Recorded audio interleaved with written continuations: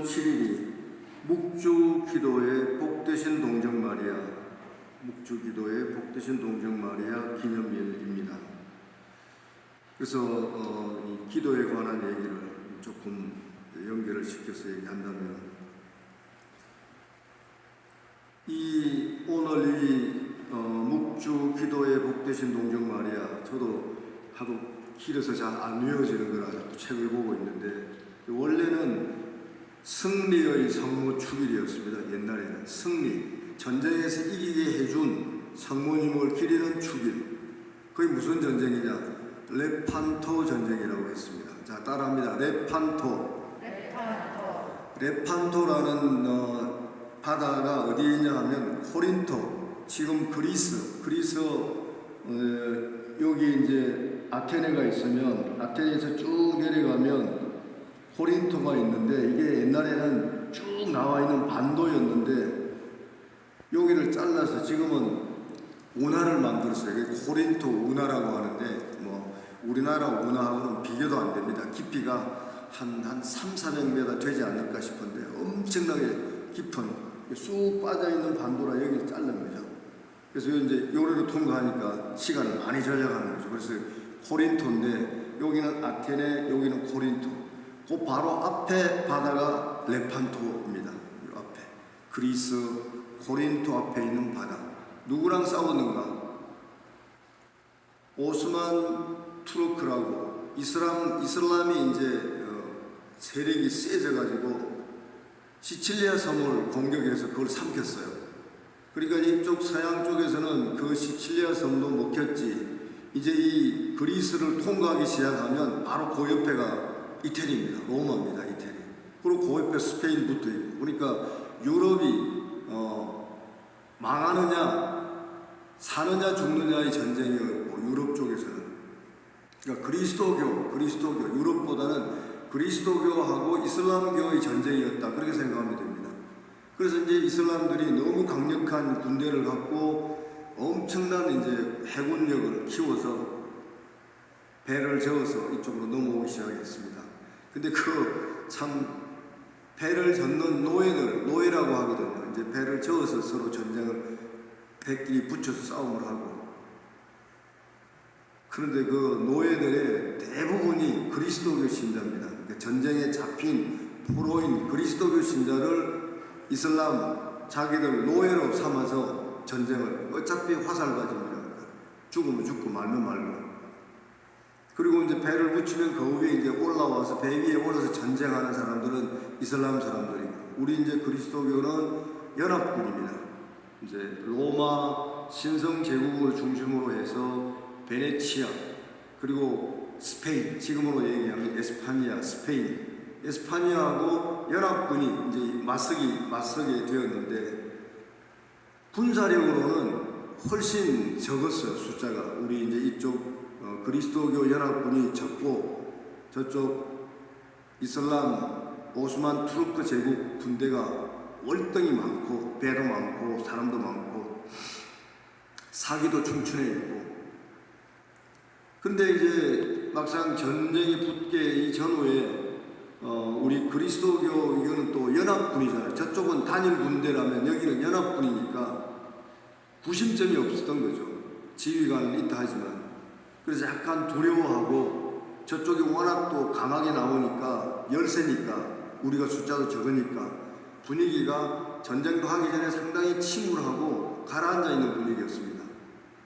그런데 누가 먼저 하자라고도 하지 않았는데 그들의 입에서 성모송이 튀어나왔습니다. 아베 마리아 그라치아 플레나 도메스토. 그 당시에는 뭐 라틴 말로 다 통하던 때였습니다. 그러면서 군대 그 전쟁에 참가하는 사람들의 눈빛이 달라지기 시작했습니다. 그래서 이 전쟁은 도저히 이길 수 없는 전쟁이었는데 성모님께서 이 전쟁을 승리로 이끌어 주셨다. 그래서 이제 곧바로 그 전투가 1571년 10월 7일 오늘이었습니다. 세계사에도 유명한 해전으로 기록되어 있는 3대 해전이거나 5대 해전에 들어갑니다. 이순신 장군이 왜 한산도 대첩이 세계 3대 해전에 들어간다고 하는 것처럼 이 레판토 해전도 유럽이 사느냐 죽느냐 레판토 해전입니다. 자, 따라 한 번 더 해보세요. 레판토. 레판토 해전이 그래서 대단히 중요한데 그 뒤에 실제적인 승리의 주역이 성모 마리아였다. 그 성모님께 바친 그 묵주기도 그 힘으로 전쟁을 승리로 이끌었고 그 오스만 투르크 군대 배에 노를 젓던 그리스도교 노예들이 15,000명이 해방이 되었습니다. 그 전쟁에서 이기면서. 참 어떤 전쟁이라는 것은 비참한 겁니다. 레판토 해전, 그 유명한 해전을 승리로 이끌어주신 성모님을 기리는 날로 비오 5세 교황이 승리의 성모 축일이라고 했다가 그 뒤에 바뀌어서 묵주기도의 복되신 동정마리아 기념일로 이름이 바뀌었다고 메인 미사책에 나와 있습니다. 자, 그래서 그런 맥락을 갖고 우리가 묵주기도를 한번 바치더라도, 주님의 기도를 한번 바치더라도 그게 얼마나 강력한 힘이 되는가. 특히 무서운 길을 혼자 걸어가고 오신 분들, 묵주를 손에 들고 있으면 겁이 없어집니다. 주님의 기도를 또박또박 외우면서 걸어가면 공동묘지 앞을 걸어가도 겁이 안 납니다. 이건 여러분들도 아마 생활 속에 수없이 체험했을 겁니다. 불안하고 초조하고 병원에 입원해 있고 등등. 뭐 다른 기도가 뭐 묵상 기도가 길게 됩니까? 그때는 초조하고 불안한데 단순하면서도 반복할 수 있는 기도의 힘이 대단히 중요한 겁니다. 그래서 여러분들을 가능한 한 제가 묵주를 손에서 떼지 마십시오라고 혼자 있는 또 봉성치 않은 너무 몸이 불편한 어른들에게 가끔 제가 얘기합니다. 권합니다. 그냥 다 못 외우더라도 가다가 중간에 까먹더라도 그냥 손에서 일단은 들고 있으라.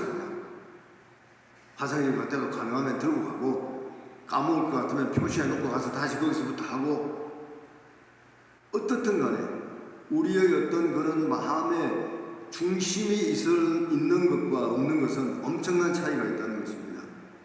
전쟁을 승리로 이끌어 주었던 그 바로 가운데 중심에 성모 마리아가 계셨고 그 단순한 기도, 은총이가 되가신 마리아여, 그 기도를 통해서 구심점이 생겼고 죽기 살기로 싸워서 유럽을 그들의 세력으로부터 막아내준 유명한 해전이고 바로 그 뒤에 성모 어머니께서 계셨다는 것입니다. 여러분들이 뭐 스마트폰 백날 레판토 해전 찾아봐야 제가 하는 지금 이런 얘기는 요만큼도 안 납니다. 교회 안에서 이제 드디어 그것이 그렇게 되어져서 교회적인 관계 안에서 찾아봐야 나오는 거지. 이제 세상 사람들은 뭐가 어떻고 뭐 대포를 화력이 좋아서 그리스도교가 숫자가 적은데도 이겼다 뭐 이렇게 얘기하고 나오지. 자세한 이런 신앙은 우리가 어떻게 받아들이냐의 문제입니다. 다시 한번 이런 코로나니 뭐니 어렵고 힘들고 불안하고 그럴 때 묵주를 손에 드시고 주님의 기도라도 한 번 더 바쳐보고 성모송이라도 한 번 더 바쳐보려고 하는 그런 노력으로 우리의 이런 것들을 극복하고 넘어서는, 그리고 내 신앙의 마음의 중심, 구심점을 잡아가는 우리 신앙인들이 되어야 하겠습니다. 자, 오늘 이제 미얀마 돕기 후원회를 위한 매월 첫 수요일이기 때문에 제가 이제 올해가 작년에 25주년이었으니까 올해가 이제 26년째 미얀마 돕기를 하면서 올해는 아마 못 갈 것 같습니다. 11월 말 12월 초에 주로 제가 다녔는데 올해는 뭐 코로나 때문에 아마 힘들 것 같고, 제가 그때 가는 이유는 더위 때문입니다. 더위. 제가 이제 심장에 뭐 스텐트도 하고 협심증이 있다 보니까 너무 더우면 숨을 못 쉬어요. 그리고 너무 추워도 이제 문제가 생겨서 너무 추워도 저는 밖에 좀 안 나가는 편인데 이제 이런 이유로 요 때가 딱 동남아시아는 좋을 때입니다. 우기 끝나고 선선해지고 그 나라 가을 겨울로 접어드는 때거든요. 그래서 비도 매일 오는 비도 이제 거의 안 오고 온도가 딱 좋습니다. 몇 도쯤 될 것 같아요? 지금 가면 32도 정도 됩니다. 나중에 요때 가면 31도, 30도, 32, 3도 사이, 그 사이. 딱 움직이, 그 나라에서는 제일 좋은. 그래서 제가 이제 매년 한 번씩 가는데 올해는 틀린 것 같고, 제가 작년에 와서 우리 신자분들 중에 이제 회원으로 가입해 주신 분들이 좀 계시고, 또 이번 7월과 9월 사이에 제가 소식지를 3개월에 한 번 보내드립니다. 그동안 이제 회원들이 누가 새로 가입한 분이 있는가, 또 우리가 어떻게 활동한 부분이 있는가, 연결된 거 있는지 이런 것들을 제가 소식지로 써서 보내드리는데, 이번 10월 초에 소식지가 가는 날입니다. 그리고 봉사자를 통해서 7월부터 9월 사이에 새로 가입한 회원들을 보니까 한 12분 정도 되는데, 우리 본당에서 2분이 가입을 해 주셨더라고요. 그래서 너무 감사드리고, 또 소식지가 아마 이번 주 안으로 도착하지 않을까 싶습니다. 그리고 이제 서울에 있는 제가 아는 신자분들이 또 연결을 해서 자기 프레시디움에서 아마 가입을 해 주어서 한 5-6분 가입을 해 주신 것 같고, 그래서 이제 새로 회원들이 이제 가입을 해 주신 겁니다. 이제 그분들에게는 소식지로도 이제 간간히 소식을 전하지만, 그렇게 해서 회비를 내주시면 제가 그 회비를 모아서 한 달에 한 200만 원 정도를 미얀마로 보냅니다. 인천교구 희망 사랑 나눔 단체를 통해서, 우리 교구를 통해서 그쪽에 있는 미얀마에 있는 신부에게 보내주면, 거기에는 우리 교구 신부님이 다 모아서 특별한 그 나라 미얀마 쪽 아주 굉장히 좀 잘 사는 도시는 좀 잘 살고, 거기도 군사 독재가 오랫동안 있었던 곳이라 상당히 부정부패가 많습니다. 아무튼 권력을 쥐고 있는 놈들은 떵떵거리고 무지무지하게 잘 살고, 가난한 사람들은 여전히 가난하고, 한 시간만 벗어나면 다 거기서 그 모양입니다. 비슷비슷한 집에서.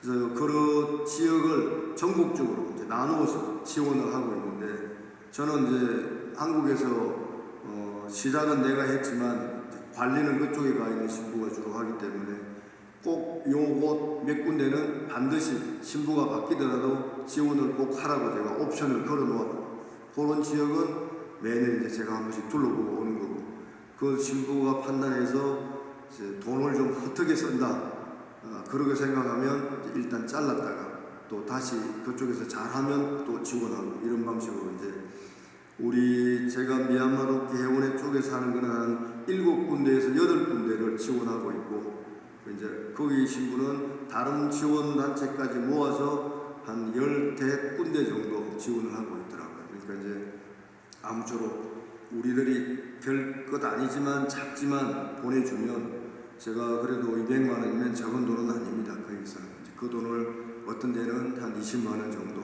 어떤 데는 한 30만 원 정도 분산해서 이렇게 이제 나눠주고 있고, 거기에 지원받은 사람들은 어디에 얼마 썼다라는 리포트를, 페이퍼 작업을 잘해서 갖고 오면, 잘하면 계속 지원하는 거고, 이상하게 냄새가 좀 나면 일단 끊었다가 길들이게 한 다음에 다시 주고, 이제 이런 것들을 하고 있습니다.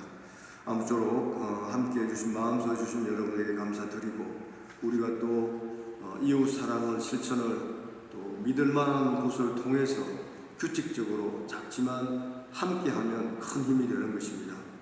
우리가 신앙인으로 살아가면서 내가 직접 남에게 좋은 어떤 것을 하지 못할 때에는 또 간접적으로 할 수 있는 이런 방법들에도 여러분들이 관심을 가져주시면 좋겠습니다. 오늘 다시 한번 이 미사에 참여하지 못한 회원들이 훨씬 더 많지만, 매월 첫 수요일은 미얀마 돕기 후원의 회원들과 그 가정을 위해서 미사가 봉헌되고 있다는 것, 또 여러분들이 좀 알고 계시고 주변에 얘기해 주시면 고맙겠습니다.